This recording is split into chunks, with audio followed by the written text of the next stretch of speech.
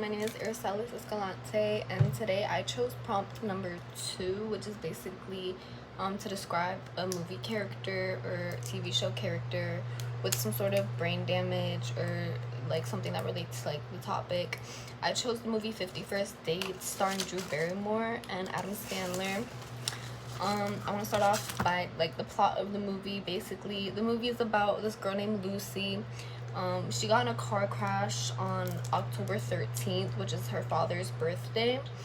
And during the car crash, it caused damage, severe permanent damage to her hippocampus, which is part of her temporal lobe. And basically, it messed up her ability to create new memories, and it caused anterograde amnesia, which is basically a stunt in the ability to form new memories.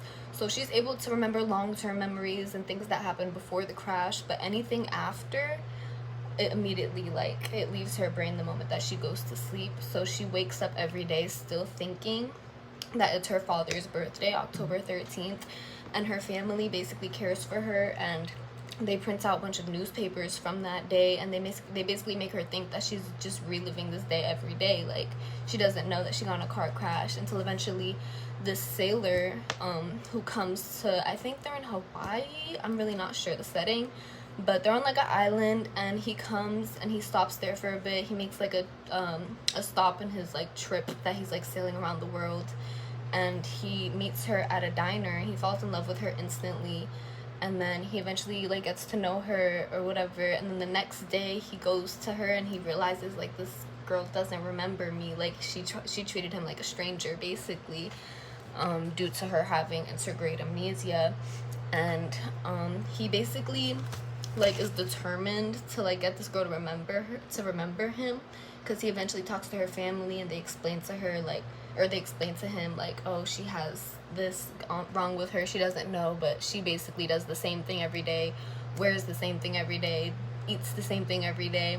She's an artist, and she like paints the same thing every day, and then at nighttime when she's sleeping, they like cover it up with white paint to make it seem like she just never did it.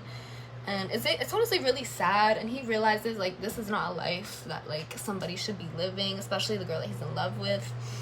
So he eventually starts like talking to her every day and reintroducing himself. Sometimes it would go wrong, but majority of the time like she was able to like rekindle with him and like not remember the relationship that she had, but like kind of get comfortable enough with him to the point where she believed him and she knew like what was happening. And then they went like with her family to go to like this mental hospital for people with brain damage, and that's when they basically explained to her everything that had happened to her.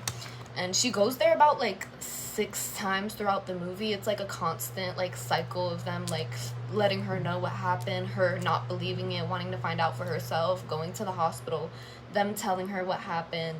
And it's just a non-stop cycle until eventually she like gets sad and she like breaks up with him. And I guess she had this scrapbook that she had been writing in every single day to herself, like the moment that she found out that she had this like brain damage thing, and she would write about her day and how much she loved this man Henry.